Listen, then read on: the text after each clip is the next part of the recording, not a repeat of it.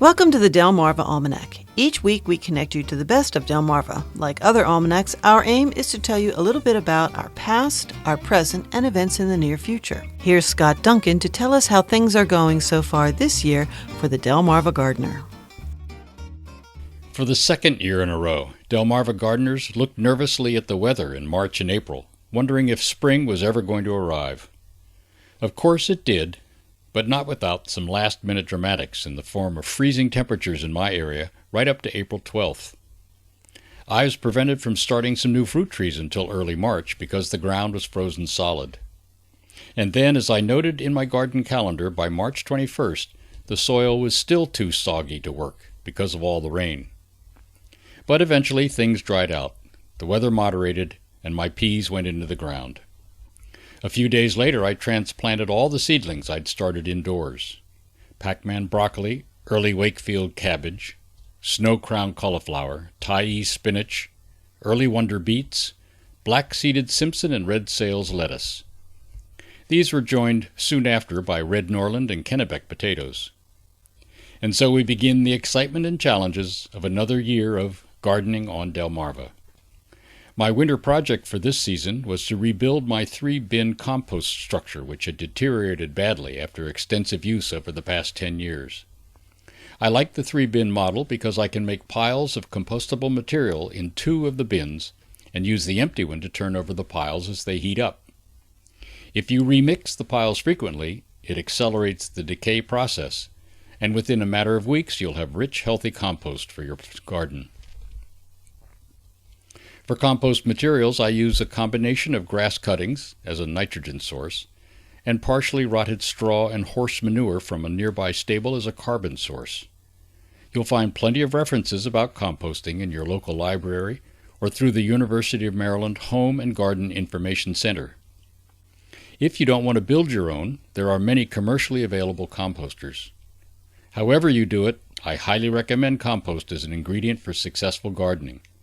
It's a source of high-quality nutrition, it improves soil structure and moisture retention, and it can actually protect plants from certain diseases. Beekeepers on Delmarva struggled again with losses over the winter. Some lost as many as 40% of their hives. My hive made it through okay, but only after a scare during one of the coldest, windiest nights, when the entire top blew off the hive, exposing the bees to freezing temperatures for an unknown number of hours before I discovered the problem the next morning. Fortunately, they survived. As soon as weather permitted, I fed them sugar syrup to stimulate egg-laying by the queen, to increase the hive population in anticipation of the spring nectar flow. The fruit trees planted in March also seem to be flourishing. In addition to a few pawpaw trees and my Alberta pear, I have now added 2 apple trees, Winesap and Honeycrisp, a Moonglow pear, and a Redhaven peach. A few years ago I gave up trying to produce fruit in my backyard because of the harsh chemical spraying schedule required to prevent insects and disease from totally destroying my apples and peaches. The only trees that survived without chemicals were pawpaws and pears. But Terry Freed, who owns Garden of Eden in Quantico, gave a talk to a master gardener class last January about cultivating fruit trees that inspired me to try again. His advice was to use a combination fruit tree spray, such as Bonide, on a weekly basis and accept the occasional blemishes on the fruit. This clearly isn't chemical-free fruit production, but I'm going to try it for a year. In addition to my own gardening adventures, this year I will be following the experiences of Debbie Nicholson and Mike McAllister. They run a farm stand called Pogo's Pantry on Dykes Road on the outskirts of Salisbury.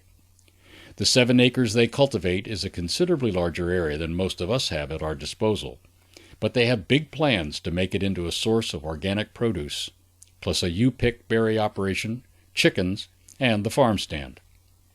The list of vegetables they plan to grow is equally ambitious, from asparagus to zucchini, including 30 varieties of hot peppers and 30 different kinds of cherry tomatoes. They even have 3 beehives on the property. With the help of some interns from Salisbury University and a few hired helpers, Debbie and Mike intend to keep the farm organic, mulching everything heavily to reduce weeds, using companion planting techniques, and planting crops according to phases of the moon. I'll be reporting on their progress from time to time during the rest of the summer. Well, that's all for this edition of the Delmarva Almanac. We'd like to thank our community partners, the Friends of Delmarva Public Radio, the Community Foundation of the Eastern Shore, and underwriters EatDrinkBuyArt.com for their help in bringing this program to you, our audience. Our theme music was provided by Brightside Studio. This show has been a Moonshell production. Thanks for listening. Until we meet again, may the rhythms and tides of Delmarva bring you good fortune.